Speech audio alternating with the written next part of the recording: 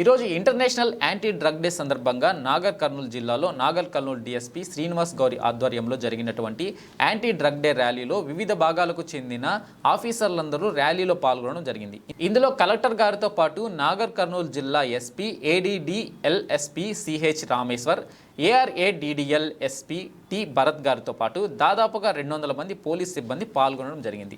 అలాగే డిస్ట్రిక్ట్ ఆఫీసర్లతో పాటు సిబ్బంది పాల్గొని మాదక ద్రవ్యాల నిషేధం మీద నినాదాలు చేసి ర్యాలీలు నిర్వహించడం జరిగింది. మత్తు పదార్థాలు వీడి మీ యొక్క జీవితాన్ని బాగు చేసుకోవాలని, మత్తు పదార్థాలు సేవించడం ప్రాణానికి హానికరమని జిల్లా ఎస్పీ గారు తెలిపారు. సంతోష్ సార్కి మరియు మున్సిపల్ చైర్పర్సన్ గారికి, మన అడిషనల్ ఎస్పీ గారికి, చైల్డ్ అండ్ వెల్ఫేర్ ఆఫీసర్కి, డిఎంహెచ్ఓ గారికి, అందర్ డిస్ట్రిక్ట్ ఆఫీసర్, తర్వాత మన మీడియా మిత్రులకి, మన police department and revenue department సిబ్బందికి, మన అందరికీ పిల్లలకి అందరికీ నమస్కారం.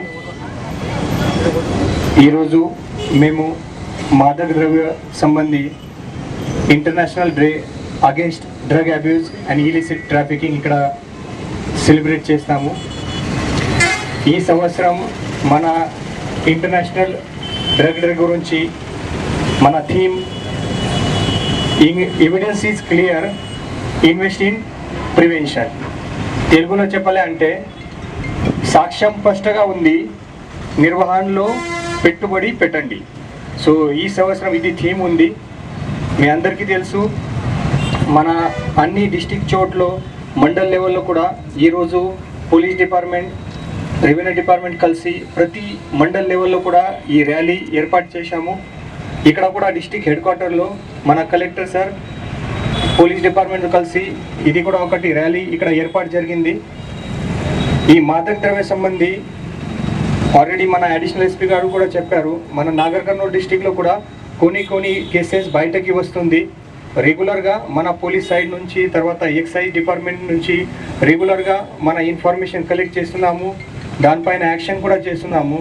బట్ ఇది what is observation from our side అంటే, ఇది చిన్న పిల్లలు 9th 10th స్కూల్ గోయింగ్ పిల్లలు, తర్వాత 11th 12th కాలేజ్ గోయింగ్ పిల్లలు, వాళ్ళకి కూడా ఇది మాదక ద్రవ్య సంబంధి అలవాటు అవుతుంది.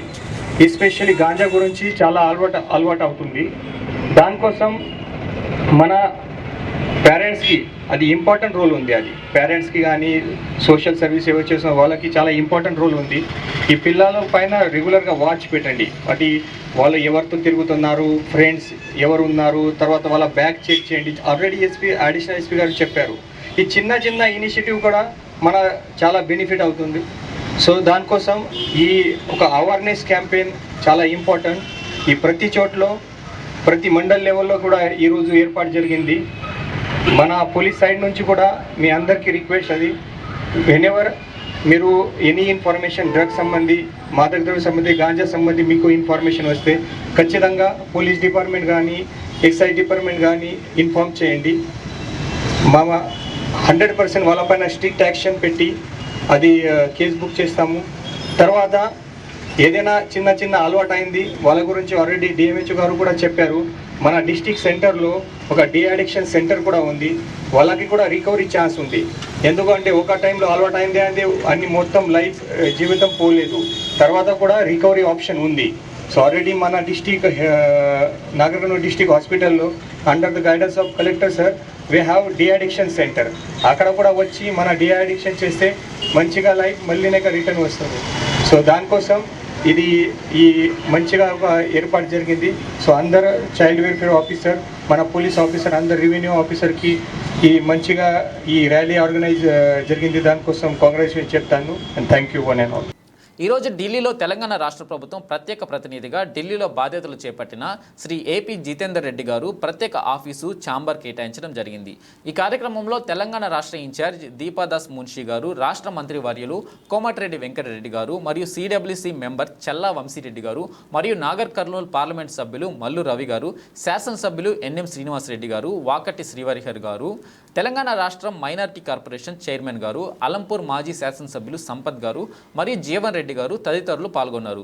ఈ సందర్భంగా శ్రీ ఏపీ జితేందర్ రెడ్డి గారు మాట్లాడుతూ ఈ అవకాశం కల్పించిన శ్రీమతి సోనియా గాంధీ గారికి మరియు రాహుల్ గాంధీ గారికి, మల్లికార్జున్ ఆర్కే గారికి, కేసీ వేణుగోపాల్ గారికి, అదేవిధంగా తెలంగాణ రాష్ట్ర ముఖ్యమంత్రి వర్యులు శ్రీ యనుమల రేవంత్ రెడ్డి గారికి ప్రత్యేక కృతజ్ఞతలు తెలిపారు.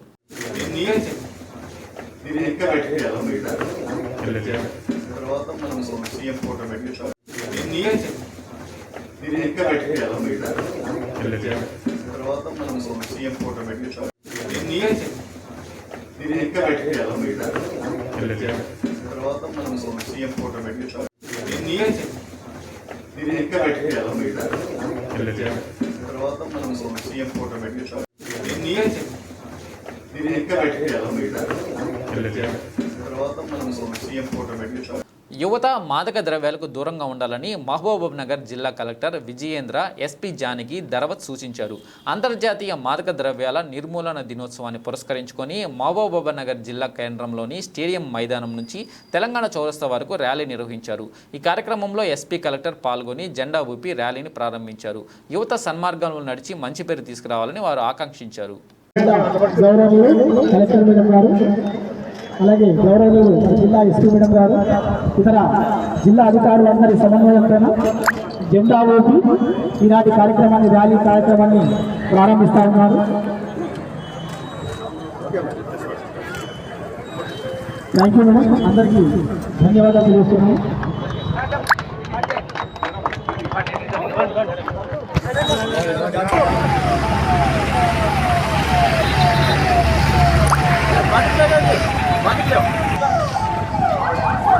సినినా అరే అడ్డం రాకమ్మా.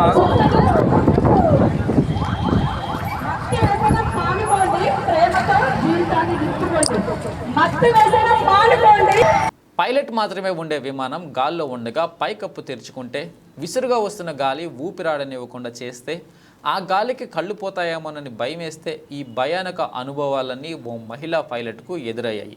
అయినప్పటికీ ధైర్యం కోల్పోని ఆమె విమానాన్ని సురక్షితంగా ల్యాండ్ చేశారు. కంటి చూపు తిరిగి సాధారణ స్థితికి రావడానికి ఆమెకు 28 గంటల సమయం పట్టింది. నెదర్లాండ్స్కు చెందిన మహిళా పైలట్ నరైన్ మెల్కుమాన్ 2 ఏళ్ల క్రితం ఎదుర్కొన్న ఈ చేదు అనుభవాన్ని తాజాగా ట్విట్టర్లో పంచుకుంటూ ఆ వీడియోను షేర్ చేశారు.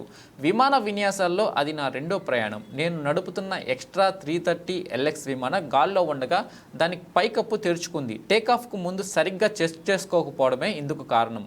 కోవిడ్ నుంచి పూర్తిగా కోలుకోకుండా శిక్షణకు వెళ్లడం కూడా నేను చేసిన మరో తప్పు. కంటికి అద్దాలు లేకపోవడం, ఓవైపు విమానం నుంచి వచ్చే భారీ శబ్దం, ఇంకోవైపు సరిగా చూడలేని, శ్వాస తీసుకోలేని పరిస్థితి. ఆ పరిస్థితుల్లో విమానాన్ని నడపడం సవాలుగా మారింది. అవి నా జీవితంలో భయంకరమైన క్షణాలు. కంటి చూపు విషయంలో కోలుకునేందుకు 28 గంటలు పట్టిందని ఆమె రాసుకొచ్చారు. పైలట్లకు తన కథ ఓ హెచ్చరికగా ఉండాలనే 2 ఏళ్ల తర్వాత ఈ విషయాన్ని వెల్లడించినట్లు నరేన్ చెప్పుకొచ్చారు.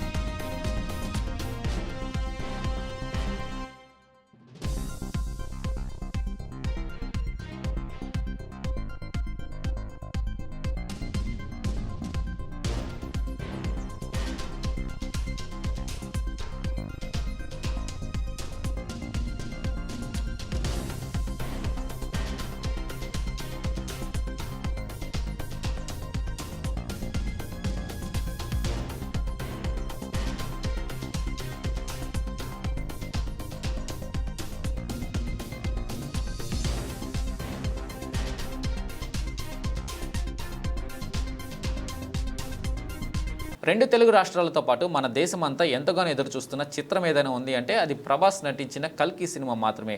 ప్రమోషన్ కంటెంట్తో చిత్రబృందం అంచనాలను ఎప్పటికప్పుడు రెట్టింపు చేస్తుంది. అంతలా సినీ లవర్స్, ప్రభాస్ అభిమానులు ఈ సినిమా రిలీజ్ కోసం వెయిట్ చేస్తున్నారు. ఇప్పటికే అన్ని ప్రదేశాలలో ముందస్తు బుకింగ్స్ అయితే ప్రారంభమై మూవీ రిలీజ్కు ముందే మన దేశంలో రికార్డులు సృష్టిస్తుంది. ఇదిలా ఉండగా చాలా రోజుల తర్వాత కల్కి రూపంలో ఓ భారీ చిత్రం థియేటర్లోకి వస్తుండడంతో టాలీవుడ్, బాలీవుడ్, తమిళనాడులో చిన్న, మీడియం రేంజ్ సినిమాలని తమ రిలీజులను వాయిదా వేసుకున్నాయి. దీంతో మలయాళం మినహా ప్రపంచవ్యాప్తంగా 10,000కు పైగా స్క్రీన్లలో కల్కి సినిమా విడుదల కానుంది. దీంతో సినిమా మొదటి వారంలోనే లాభాల్లోకి వెళ్తుందని అంతా అంచనా వేస్తున్నారు. రెండు తెలుగు రాష్ట్రాలతో పాటు మన దేశమంతా ఎంతగానో ఎదురు చూస్తున్న చిత్రం ఏదైనా ఉంది అంటే అది ప్రభాస్ నటించిన కల్కి సినిమా మాత్రమే. ప్రమోషన్ కంటెంట్తో చిత్రబృందం అంచనాలను ఎప్పటికప్పుడు రెట్టింపు చేస్తుంది. అంతలా సినీ లవర్స్, ప్రభాస్ అభిమానులు ఈ సినిమా రిలీజ్ కోసం వెయిట్ చేస్తున్నారు. ఇప్పటికే అన్ని ప్రదేశాలలో ముందస్తు బుకింగ్స్ అయితే ప్రారంభమై మూవీ రిలీజ్కు ముందే మన దేశంలో రికార్డులు సృష్టిస్తుంది. ఇదిలా ఉండగా చాలా రోజుల తర్వాత కల్కి రూపంలో ఓ భారీ చిత్రం థియేటర్లోకి వస్తుండడంతో టాలీవుడ్, బాలీవుడ్, తమిళనాడులో చిన్న, మీడియం రేంజ్ సినిమాలని తమ రిలీజులను వాయిదా వేసుకున్నాయి. దీంతో మలయాళం మినహా ప్రపంచవ్యాప్తంగా 10,000కు పైగా స్క్రీన్లలో కల్కి సినిమా విడుదల కానుంది. దీంతో సినిమా మొదటి వారంలోనే లాభాల్లోకి వెళ్తుందని అంతా అంచనా వేస్తున్నారు.